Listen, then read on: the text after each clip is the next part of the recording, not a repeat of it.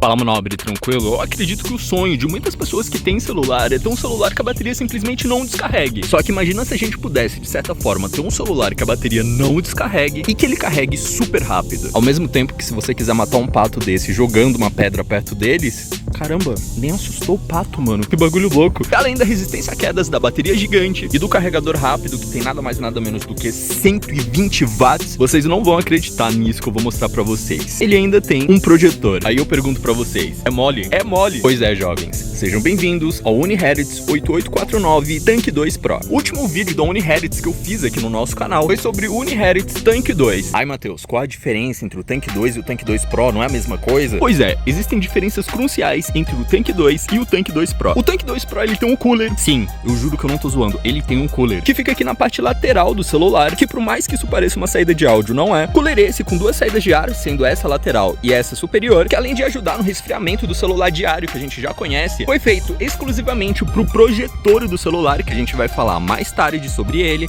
A Unihertz cometeu um errinho bobo de projeto. Vocês estão me atrapalhando, mano. Dá pra calar a boca aí? Todo mundo. Obrigado, assim fica melhor. Enfim, a Unihertz, ela tinha cometido um erro bobo de projeto no Tank 2, que também tinha projetor, mas não tinha esse sistema de resfriamento, então alguns aparelhos em si tinham uma função de projetor bugada no Tank 2, que ela corrigiu no Tank 2 Pro. Outro detalhe super importante desse aparelho é o botão de ajuste de foco do projetor, que é essa engrenagem que você tá vendo aqui, que serve para você ajustar o foco da sua projeção na sua parede, só que isso a gente vai falar um pouco depois. Ainda sobre as mudanças, a Unihertz trocou o sensor da Samsung para um sensor da OmniVision de 100 megapixels. Meu Deus, mano, esses bichos só vivem tretando, hein? Olha só, os de baixo quer atacar os que tá ali em cima. Olha isso.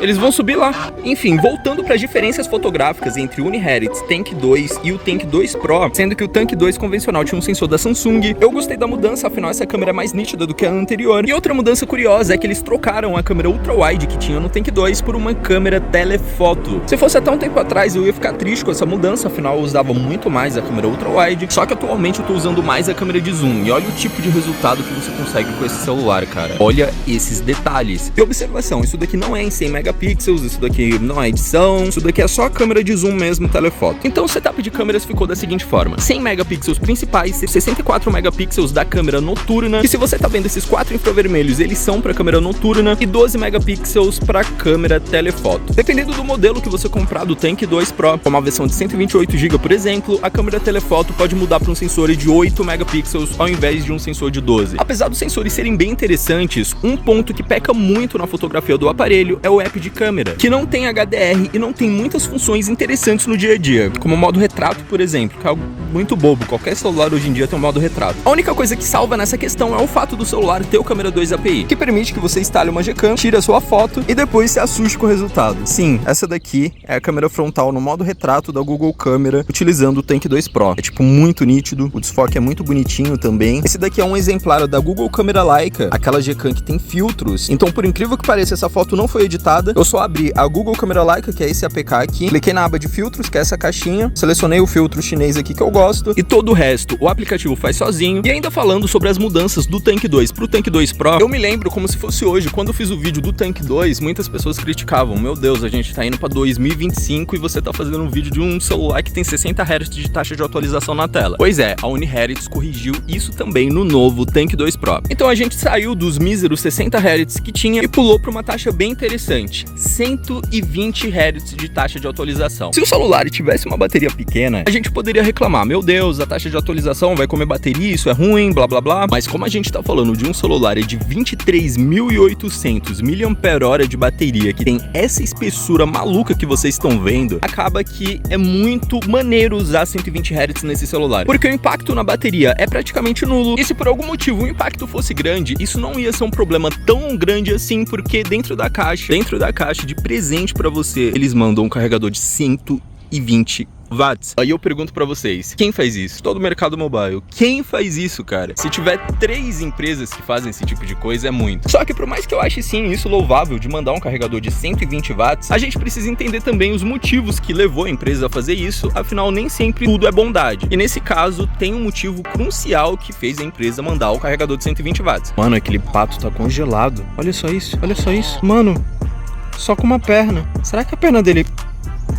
quebrou? A ideia de mandar 120 watts de carregamento dentro da caixa é feita exclusivamente para a experiência de usuário de uma pessoa que usa um celular que tem uma bateria de 23.800 mAh seja a experiência mais leve e agradável possível. Porque se você tentar carregar um celular com a bateria tão grande com um carregador convencional, você vai demorar horas. Principalmente se você tiver aqueles carregadores de 20 watts na sua casa. Papo de, sei lá, umas 12 horas, 15 horas. Então com o carregador padrão do celular, você carrega a bateria por completo em uma média de 1h30, 1h40. E sim, eu sei que não é tão rápido assim, mas lembrando, a gente sempre tem que imaginar em relação à bateria. Você não compara o tempo de carregamento de um celular que tem uma bateria de 23.000 mAh com o tempo de carregamento de um celular que tem uma bateria de 3.000 mAh, por exemplo. Então para 23.000 mAh, carregar em menos de 2 horas é sensacional. Uma coisa que faz eu gostar muito dele e desse tamanho todo é que ele consegue ficar em pé. Então em muitas coisas que você for fazer no seu dia a dia, você consegue deixar o celular em pé e não precisa necessariamente de um tripé, saca? Como, sei lá, você quer deixar o seu celular em pé para tirar uma foto, ou então para projetar, usar a função de projetor para projetar no teto da sua casa. Você consegue fazer isso. Sobre o processador disso daqui, é uma questão bem curiosa e bem interessante, por um motivo bem simples. O Unihertz Tank 2 Pro, ele é uma atualização do Unihertz Tank 2, ou seja, é uma atualização com correção de bugs de produtos que já existem. É tipo a Samsung que lançou o Galaxy A55 e depois lançou o Galaxy A55s. É o mesmo hardware, o mesmo celular praticamente, com correções bobas. Então em processamento, a gente tem o MediaTek G99 aqui, que é o mesmo processador do Galaxy A15, que é o mesmo processador de vários celulares que eu mostrei aqui no ano passado. Porém, caso você seja uma pessoa que queira muito um poder de fogo bruto, a Unihertz lançou o Unihertz Tank 3S, que tem o Dimensity 8200, que bate uma média de 1 milhão de pontos no Antutu Benchmark, tendo mais que o dobro de desempenho desse Tank 2 Pro aqui que eu tô mostrando pra vocês. Além do flash dual tone duplo na parte traseira e da função de luz de campo que eu vou mostrar pra vocês depois, sim, essa parada laranja e essa parada amarela não é só design, são duas luzes de 800 lumens, se eu não me engano, ou mais, ou 1300, eu não lembro o número ao certo, e foram feitas caso você precise de alguma iluminação no meio de um acampamento que você estiver fazendo no meio do mato, como eu tô aqui agora. Porém, além de tudo isso e de o aparelho ainda manter uma saída P2, sendo um dos poucos hoje em dia que ainda usa uma saída P2, um fato que eu queria muito mostrar pra vocês, além desses patos nadando, meu Deus, não é pato, é ganso? É que o Unihertz Tank 2 Pro, a parte superior, tem uma porta infravermelho, mano. Sim, você consegue usar esse tijolo pra controlar a sua televisão, o seu ar-condicionado, o seu DVD, o seu home theater e muitas outras coisas aleatórias que você tiver na sua casa e que seja controlado por portas infravermelho, sendo hoje uma das poucas empresas que ainda usa esse tipo de tecnologia. A Samsung usou, só que se eu não me engano, a partir do S8 ou do S7, eu não lembro ao certo, ela desistiu das portas infravermelho, que curiosamente são sim muito úteis. Pra não falar que é um celular perfeito, que seria muita forçação de barra, o maior problema do Tank 2 Pro é o microfone. Esse celular, ele tem um áudio muito abafado, tanto que se eu tentasse fazer esse vídeo que eu tô fazendo aqui no meu Galaxy S23, seria simplesmente impossível fazer nesse Tank 2 Pro. Só que ao mesmo tempo que a gente diz isso, não é difícil necessariamente entender o motivo desse problema. Eu vou tentar explicar pra vocês. Esse celular tem vários microfones que ficam escondidos na camada de blindagem desse celular, sendo um dos principais esse buraquinho aqui. Então, como é um microfone que fica muito guardado na parte interna, a sensibilidade do microfone acaba sendo limitada. Então é aquilo, é de extrema importância que você não compre esse tipo de produto pra fazer, sei lá, criação de conteúdo. Por mais que seja legal, seja uma parada muito útil, afinal a bateria dele é gigantesca e se você pudesse fazer criação de conteúdo, você ia ter uma fonte de criação de conteúdo que não ia descarregar. Infelizmente, o software de gravação padrão, como eu falei pra vocês, o software de fotografia padrão e o microfone te impedem. Os sensores de câmera são legais. Em relação a acessórios, você não vai achar grandes coisas, além de um cabo USB, uma espátula que eu costumo usar pra abrir celular, só que isso daqui... Mas isso daqui é pra você abrir a gaveta de chip do celular, que fica muito mais fixa, porque a gente tá falando de um celular que é a prova d'água, então é importante que ele não seja tão facilmente penetrável. E cara, sinceramente, não tem um dia que eu não seja grato ao Unihertz, porque esse celular é muito insano, cara. São inúmeros motivos, alguns motivos bons, outros motivos ruins, mas a praticidade de você desbloquear o seu celular, clicar nesse widget aqui de projetor, apontar o seu celular para alguma extremidade, como essa, como esse teto aqui, ó, e depois de algum tempinho, você ter a projeção da tela do seu celular no teto, cara, podendo assistir qualquer coisa, é algo que faz todos os pontos negativos dele serem fichinha. Cara, olha isso, irmão. Tudo isso fora que ele tem um ajuste de de foco Keitone aqui na parte lateral, que é esse botãozinho aqui parecendo uma engrenagem. Tá tendo nada mais nada menos do que 429 mil pontos no AnTuTu Benchmark, que não é uma super pontuação, mas é uma pontuação suficiente para segurar o seu uso do dia a dia. Como eu já falei no início do vídeo, eu acho importante repetir, ele tem um cooler na lateral, e uma das jogadas de mestre desse celular é suportar o RAW 10 na Google Câmera Leica. Então o que isso significa? Se você abrir a sua Google Câmera aqui, por exemplo, e tirar sua foto, por mais boba que ela seja, depois que o celular processar a sua foto, se você ativar o RAW 10 no Resolution Fix, você vai ver que a sua foto vai ter 100 megapixels. E não, isso daqui não é resolução interpolada, já que uma vez que você ativa o RAW 10, a Google Câmera Leica pega toda a resolução do seu sensor. Só essa foto aqui que eu mostrei pra vocês tem 35 megabytes, jovens. Só essa foto. E ó, vamos tentar dar um zoom. E observação, apesar dele ter uma lente de zoom, essa foto aqui foi tirada com sensor principal de 100 megapixels. Então não foi com sensor de zoom. Mas vamos tentar dar um zoom aqui. Ó, você dá o máximo de zoom e ele carrega os detalhes da sua foto. Tirar o zoom, vou dar de novo. Olha só, fica borrado e depois de um tempo ele carrega, cara. É muito louco isso daqui, tá ligado? Principalmente se você parar pra pensar que até pouquíssimo tempo a Samsung usava um esquema de zoom de 1.1x de zoom ótico e todo o resto era zoom digital. E esse tipo de zoom que eu tô te falando é o zoom do S21 Plus. Afinal, a lente de zoom do S21 Plus é uma lente normal, cropada, de 64 megapixels, e normalmente ela faz 1.1x de zoom ótico, que é aquele zoom que não perde qualidade, e tudo acima disso é zoom digital. Então quando você para analisar todos os parâmetros de celulares top de linha, e lembra que esse celular aqui tem um processador de intermediário, você vê que, por incrível que pareça, ele não oferece tão menos quanto a concorrência.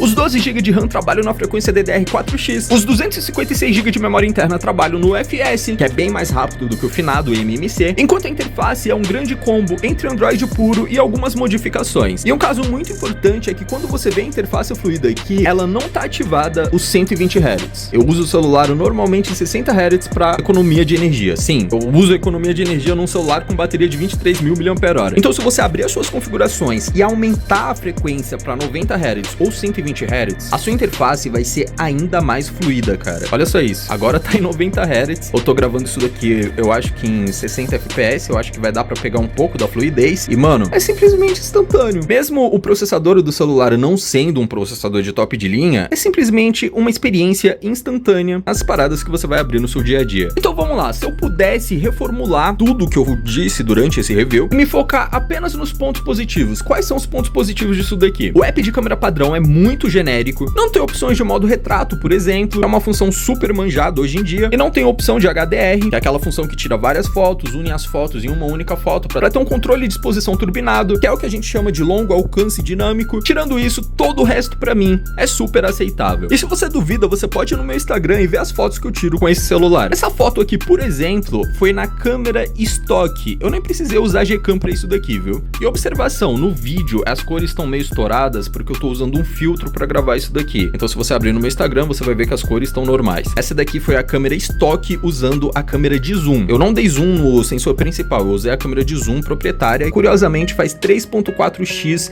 de zoom ótico. Esse zoomzinho aqui. Enquanto boa parte da concorrência, que não tem uma lente periscópica, tem uma câmera telefoto convencional, faz apenas 3x de zoom. Então sim, em mãos certas dá pra tirar foto boa. Se você usar a câmera principal com Google Câmera, você vai tirar uma das melhores fotos que você já viu na sua vida, com cada arquivo pesando uma média de 35 megabytes, como eu mostrei pra vocês alguns minutos atrás. Como eu já falei no início do vídeo, todo o sistema de projeção foi remodelado, não tendo mais os bugs do Tank 2 convencional, ou seja, a fabricante corrigiu isso. Se você usar o Zaza Remote, aplicativo padrão que vem aqui na interface do aplicativo, na interface do celular, essa abinha Remote aqui, você vai usar o infravermelho da parte superior, que é esse buraquinho aqui, para controlar suas televisões, o seu ar-condicionado e tudo mais, somados a uma entrada P2, num dispositivo que você possa molhar sem medo do dispositivo simplesmente morrer do nada. Mesmo ele tendo uma abertura muito grande aqui na lateral por causa do cooling fan que eu mostrei para vocês. Então sim, certificação militar, certificação IP68, a prova d'água, IP69K, a prova de poeira, de altas temperaturas,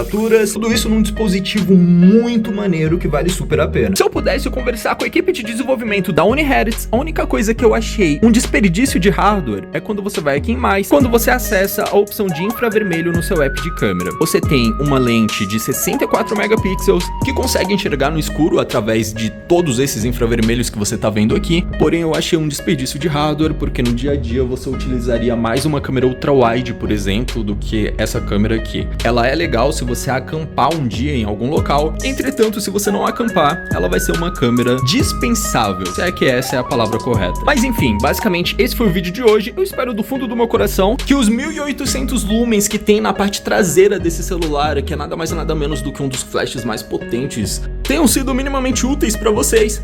E fui! Toca aqui, irmão. Ei, toca aqui.